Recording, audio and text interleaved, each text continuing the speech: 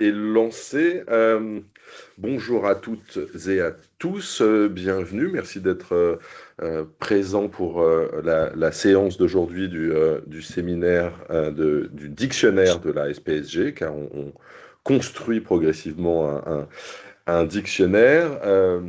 Philippe Jacquinot nous fait le plaisir de venir présenter ses réflexions sur les questions ça s'affiche.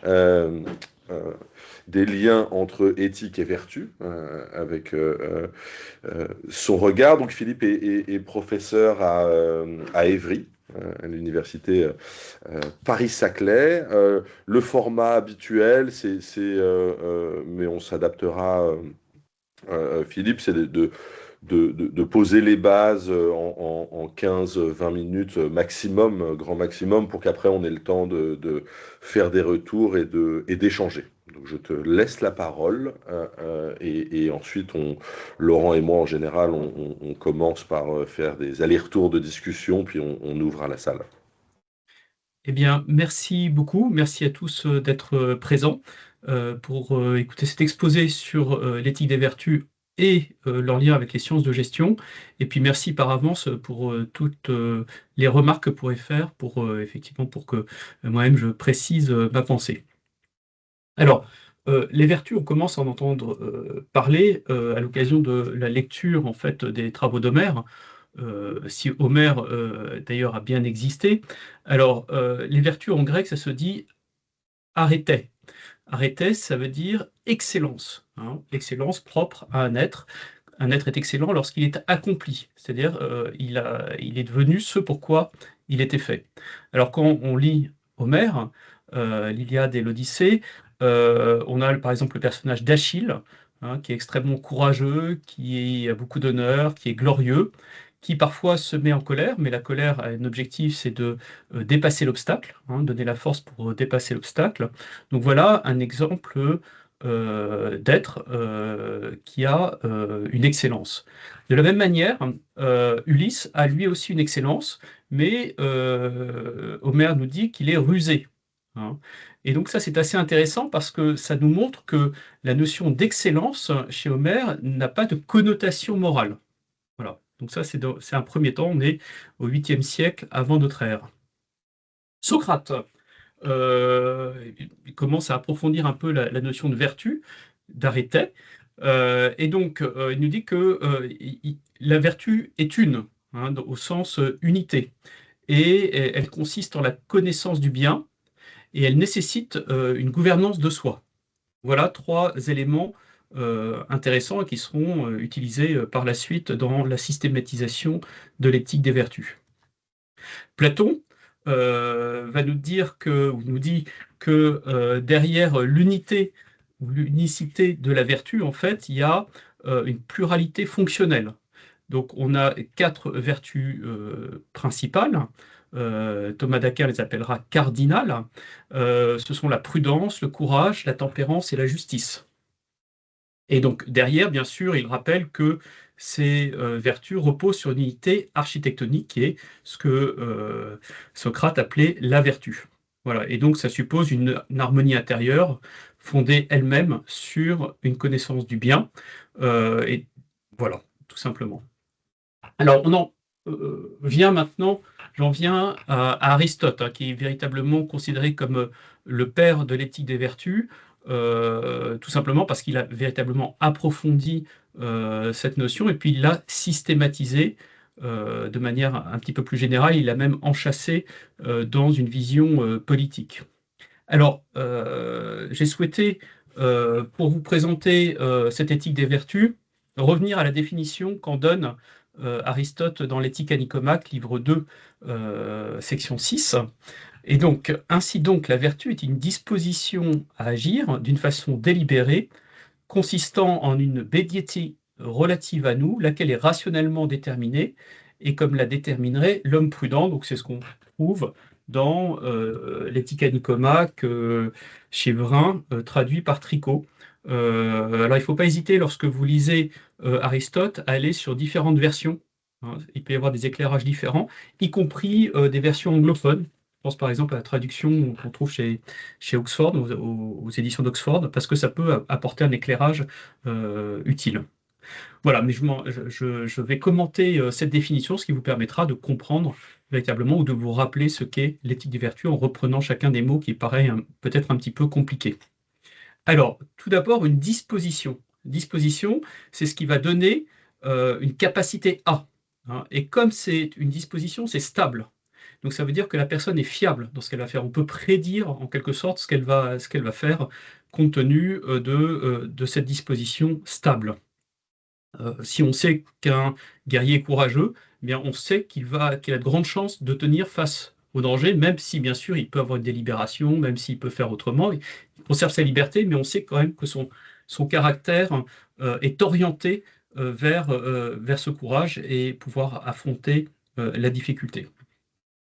Alors, euh, chez Aristote, il y a une connotation morale, hein, à la différence de ce qu'on trouvait chez ses prédécesseurs, et notamment Homère.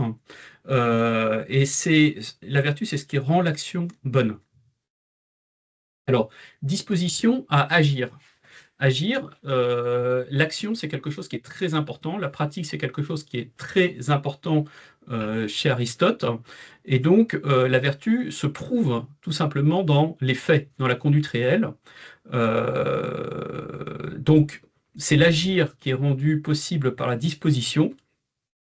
Et ce qui est important, c'est que la disposition à agir est créée par la pratique et en même temps, par l'habitude. Et plus on agit, plus on devient habitué.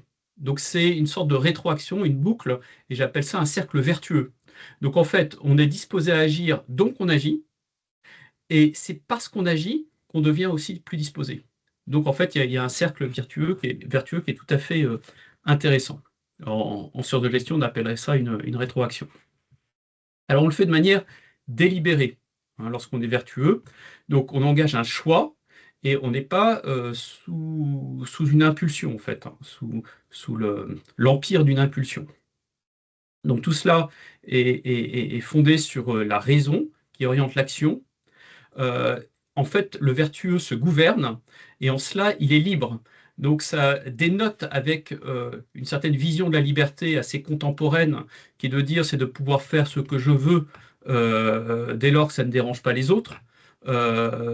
Aristote va plus loin et il dit que c'est parce que je sais me régler ou régler mes appétits que je suis vraiment libre, hein. Je ne suis pas simplement soumis à mes passions. Donc c'est une notion, je dirais, un petit peu plus élaborée de la liberté et qui est fondée sur son éthique des vertus.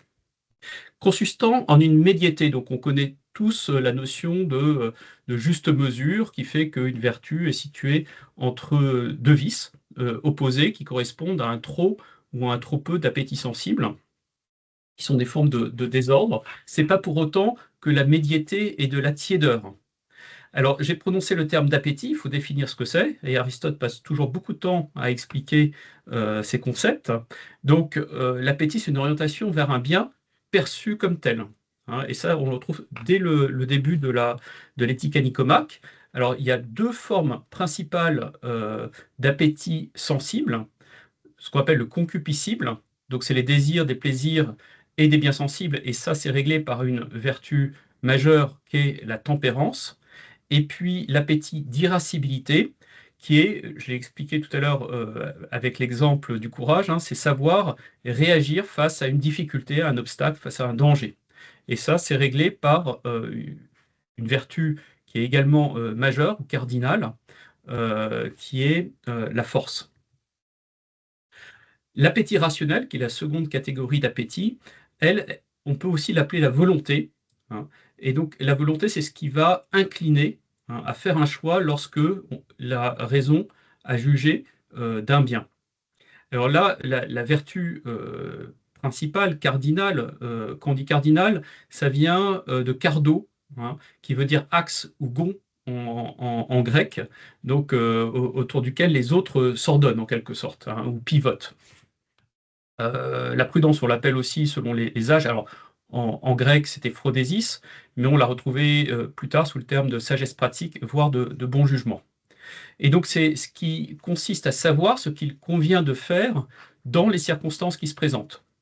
Ça permet de dépasser un certain nombre d'apories qui sont déjà signalées par Aristote dans l'Éthique à Nicomaque, lorsqu'il dit que parfois la loi est mal faite, voire n'existe pas. On pourrait même ajouter que parfois des principes peuvent se contredire. Par exemple, lorsque on est dans les armées et que un de ses coéquipiers est attaqué, si on reçoit un ordre de ne pas agir, eh bien, on peut être pris dans une difficulté qui est de devoir répondre à deux principes qui finalement, dans la pratique, arrivent à des actions qui seraient antagonistes. D'une part, devoir répondre aux ordres, mais d'autre part, assister à une personne en danger, a fortiori son coéquipier. Donc, on voit qu'il peut y avoir des difficultés à ne raisonner que sur des principes éventuellement ordonnés les uns aux autres, mais on voit que dans la pratique, ça peut conduire à des difficultés. Donc la prudence, c'est ce qui relie la fin visée au moyen, c'est ce qui pilote les vertus, c'est ce qui permet de trouver le juste milieu. Alors, juste milieu, juste mesure, justement, c'est l'occasion de vous parler de la dernière grande vertu cardinale, qui est la justice, qui nous intéresse d'ailleurs beaucoup en matière de sciences de gestion. Alors, il existe tout d'abord une vertu générale, hein, qui est le fait d'exercer les vertus de ces rôles sociaux. Donc ça se lit en filigrane au début du livre 5 de l'Éthique à Nicomaque. Donc il faut vraiment prendre du temps pour pouvoir le synthétiser sous cette forme-là. Mais véritablement, c'est ça dans l'esprit d'Aristote. Et au sein de cette vertu générale, il y a une vertu particulière, hein, qui est je dirais, un sous-ensemble de la vertu de justice générale, qui est la vertu commutative.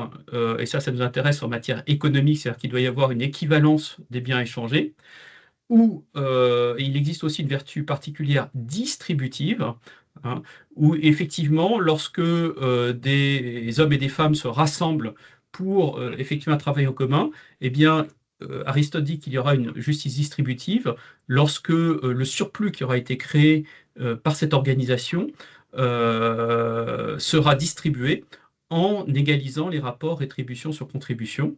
Il se trouve que l'expression sera reprise par Adams en 1965, donc un économiste gestionnaire, et il va simplement différer un petit peu, puisque la justice organisationnelle, c'est toujours du point de vue de la perception, en fait, hein. Mais il reprend quand même le terme et il reprend le calcul, hein. Voilà.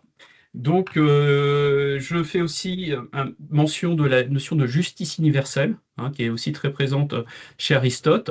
Et donc, c'est une justice qui n'est pas contextuelle, c'est une justice qui dépasse les notions de temps et d'espace, en fait, tout simplement. Je poursuis avec quelques mots de la définition encore. Donc, relative à nous, hein, c'est dans le sens où effectivement cette vertu est relative à la situation, aux personnes, au rôle, au contexte, et non pas à l'opinion, aux préférences de ce que chacun ressent, hein, à ce que chacun ressent, c'est-à-dire à sa subjectivité, hein. C'est quelque chose d'objectif. Laquelle est rationnellement déterminée. Donc, effectivement, on peut l'expliquer, on peut la discuter et on peut le justifier. Ce n'est pas simplement un ressenti, donc ça vient soutenir ce qui a été dit juste avant. Et puis, laquelle est rationnellement déterminée, donc c'est la poursuite de la définition. Donc, c'est à partir de la raison pratique qu'on peut déterminer ce qu'il convient de faire.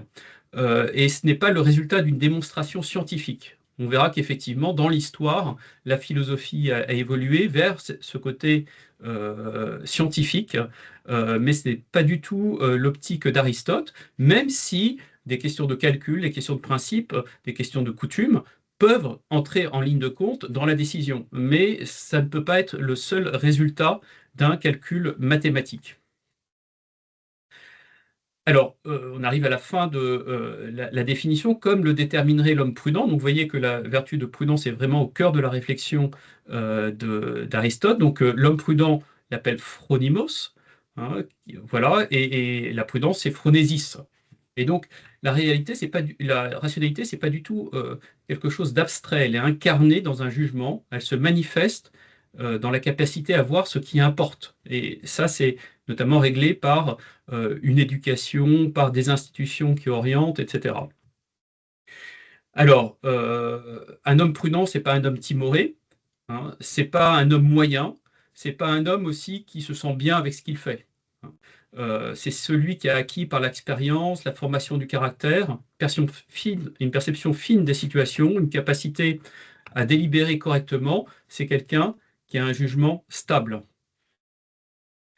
Alors, il incarne la norme, hein, et en le regardant, eh bien, on comprend telle vertu, on apprend telle autre vertu. Alors, si on prend un petit peu de recul, cette éthique des vertus, en fait, elle est enchâssée dans une philosophie morale et politique un petit peu plus large, hein. Et lorsqu'on s'en tient à la philosophie morale, le point de départ de l'éthique à Nicomaque, hein, c'est ce qui nous attire et ce qui nous attire ultimement, c'est-à-dire le bonheur. Le bonheur qui est le principe et la fin de la morale aristotélicienne, d'après Jean Vanier, qui a écrit une thèse sur le sujet.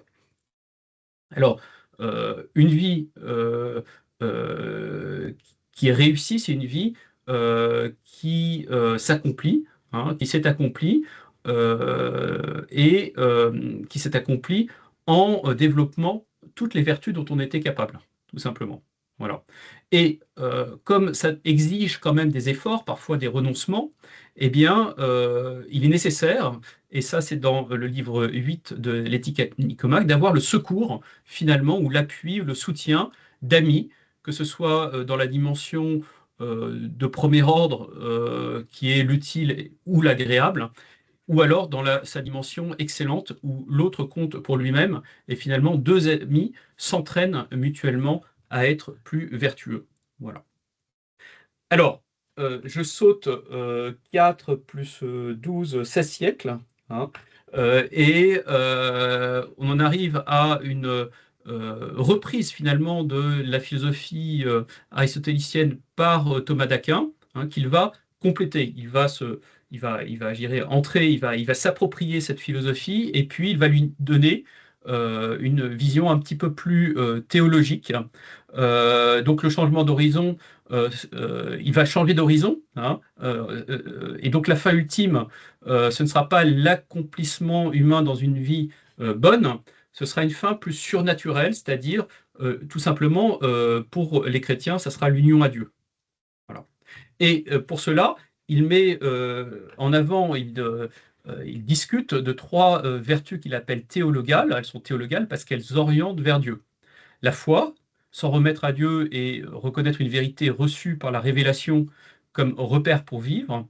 L'espérance, désirer le salut avec confiance. Et la charité, aimer Dieu ainsi que les autres et soi-même, ce qui amène à reconfigurer les autres vertus. Alors, une spécificité de ces vertus, de ces trois vertus théologales, c'est qu'elles sont infusées, elles sont données et elles ne sont pas acquises par entraînement. Voilà, donc voilà, voilà, il change de dimension, hein, en quelque sorte, et il adopte une vision beaucoup plus métaphysique et même théologique.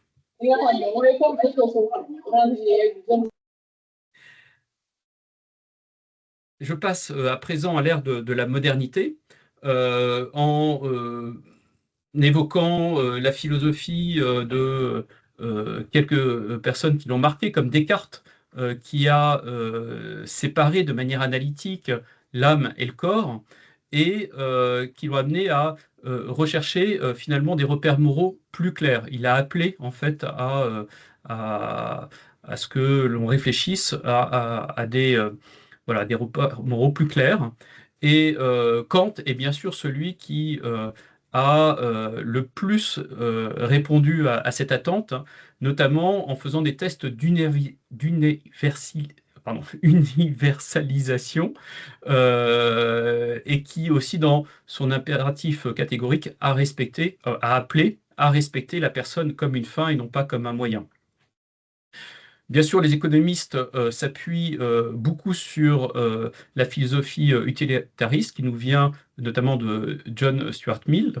Et donc, ce qui est important d'après cette philosophie, c'est d'optimiser, de faire un calcul au regard des conséquences des choix que l'on pourrait faire. Alors, dans cette philosophie plus moderne, finalement, tout devient une procédure, hein. On voit comment agir selon un ordonnancement de principes. Donc, l'avantage, c'est que ce sont plutôt des garde-fous, hein. Kant rappelle la notion de dignité, hein, ce qui n'était pas forcément entièrement présent ou explicite chez Aristote. Les utilitaristes vont jusqu'à la notion d'intérêt général, hein, qui est finalement de maximisation de la somme des utilités individuelles. Mais il y a quand même des difficultés qui demeurent, notamment les questions d'aporie que j'ai évoquées tout à l'heure en vous donnant un exemple militaire, de surinterprétation. C'est l'exemple d'Eichmann qui disait que lui, il avait été un parfait citoyen tout simplement parce qu'il avait exécuté les ordres. Et donc, c'était, je dirais, une culture dite kantienne allemande, hein, mais évidemment, il n'avait pas lu jusqu'au bout, dans toute sa profondeur, Kant. Voire de holisme. Ça, c'est une véritable critique qu'on peut faire à la philosophie utilitariste, hein, qui montre son insuffisance. Je donne un exemple, hein. Est-ce que finalement, si on dit que que des personnes consomment un morceau de chocolat, ça rapporte une unité de 1, et que torturer quelqu'un, c'est moins 10 000, hein, mais en fait, finalement, il est équivalent. On peut s'autoriser à torturer quelqu'un si ça rapporte 10 000 morceaux de chocolat, hein, consommés par des personnes. Donc on voit bien qu'il y a quand même des problèmes de fond, hein, à la philosophie utilitariste. Je poursuis et je remonte encore de quelques centaines d'années, hein, et j'en arrive à la personne qui a finalement, cet Écossais qui a enseigné aux États-Unis et qui a remis finalement à l'honneur l'éthique des vertus, hein. Donc Alasdair MacIntyre. Et pour vous donner son parcours, il avait commencé par être marxiste, hein, il a quitté le marxisme, mais il n'en est pas moins resté très critique du libéralisme. Et c'est à cette occasion-là que finalement il déploie dans son livre After Virtue, je dirais, une démonstration sur l'intérêt de l'éthique des vertus. Alors, une citation: nous possédons les fragments d'un schéma conceptuel dont nous avons perdu la compréhension. Donc, finalement, dans la philosophie des vertus, dans l'éthique des vertus, eh bien, il faut prendre en compte les conséquences, il faut prendre en compte les devoirs, mais ce n'est pas tout, hein. Et finalement, il manque une téléologie, il y a des désaccords moraux incommensurables, et puis on voit que finalement, le consommateur, le producteur sont des individus complètement abstraits, autonomes, sans aucune réalité finalement matérielle, sans histoire, sans voilà, il n'y a pas de matérialité finalement, ça reste un individu statistique complètement abstrait sur lequel on raisonne, mais qui ne correspond pas vraiment à la réalité. Alors, on l'a fait aussi beaucoup parce que ça simplifiait les calculs, hein. L'école néoclassique, il était beaucoup plus facile pour elle de travailler sur des courbes d'indifférence plutôt que sur des sentiments, voilà, sur des valeurs ou sur des, euh, sur des vertus avec une finalité. Alors, euh, ce que propose MacIntyre, c'est de revenir à l'éthique des vertus. Il rappelle que la morale est historique et liée à des traditions, que les vertus s'exercent dans des pratiques, hein. Voilà, on repasse de la raison raisonnante à une raison pratique. Et puis, l'identité morale est narrative. Alors là, c'est intéressant parce que finalement, on voit que dans les années, un peu avant les années entre 70 et 80, hein, mais c'est plutôt voilà, fin des années 70, début des années 80, il y avait cette idée, hein, qu'il y avait une autre manière de voir l'identité qui était l'identité narrative. Euh, McIntyre était un des premiers à publier dessus, et à sa suite, 2 années plus tard, ça a été Paul Ricoeur. Hein. Paul Ricoeur est très très connu pour voilà, ses présentations sur le sujet, mais il faut savoir qu'il était dans une mouvance en fait et des idées qui étaient émergentes à ce moment-là aux États-Unis. Et puis dernier point, c'est que la morale suppose des communautés. Voilà. Donc voilà, pour reprendre encore une citation d'After Virtue, je ne peux répondre à la question que dois-je faire qu'en répondant d'abord à la question de quelle histoire fais-je partie. Voilà. Alors, j'en viens peu à peu à la question des sciences de gestion, hein, puisque nous sommes la Société de philosophie des sciences de gestion. Et donc, la transition peut se faire à travers l'éthique des affaires, en fait. Hein. Et un éthicien des affaires qui a mobilisé l'éthique des vertus, et qui en a fait presque son œuvre principale, c'est Robert Solomon. Et je dirais, et ça c'est moi qui refais une reconstruction d'une sorte de pyramide inversée pour interpréter sa pensée, tout comme vous avez la pyramide de Maslow dans l'autre sens, dans le sens mais dont il n'a jamais parlé, eh bien je me permets de faire une pyramide inversée dont Salomon n'a jamais parlé, mais qui permet de comprendre sa pensée.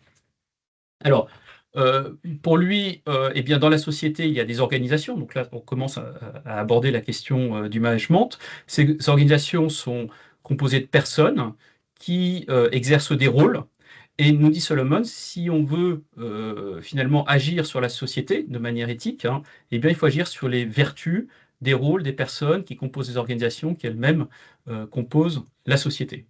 Voilà, il réintroduit la notion de vertu et il le fait en l'articulant avec les organisations.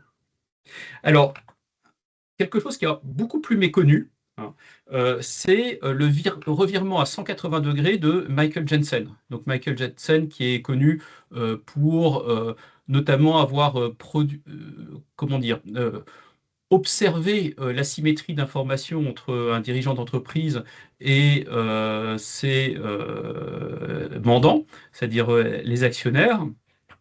Et donc, il a simplement dit qu'il fallait attribuer des stock options pour aligner les intérêts des dirigeants sur ceux des actionnaires. Voilà.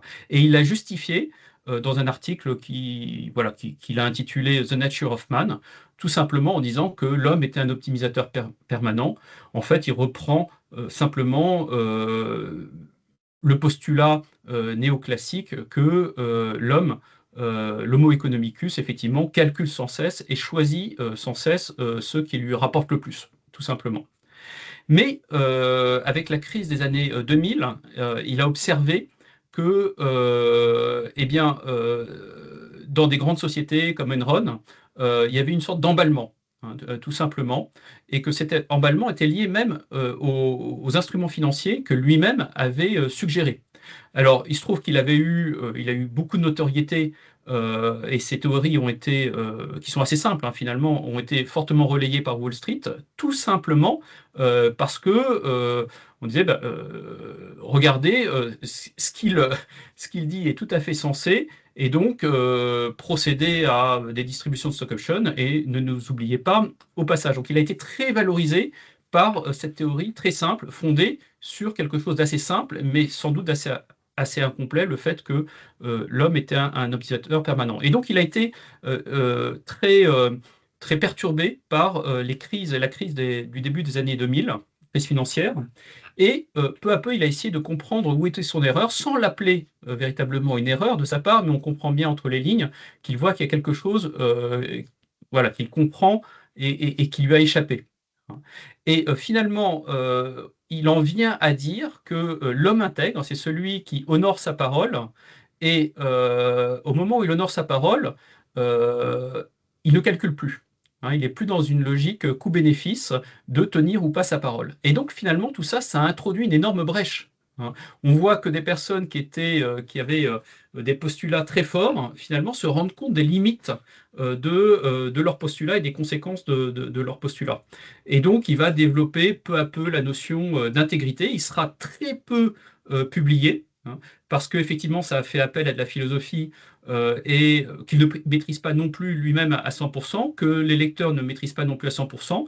Et puis, finalement, ça n'a pas beaucoup d'intérêt pour les personnes, puisque il va prôner le développement de l'intégrité, d'honorer sa parole.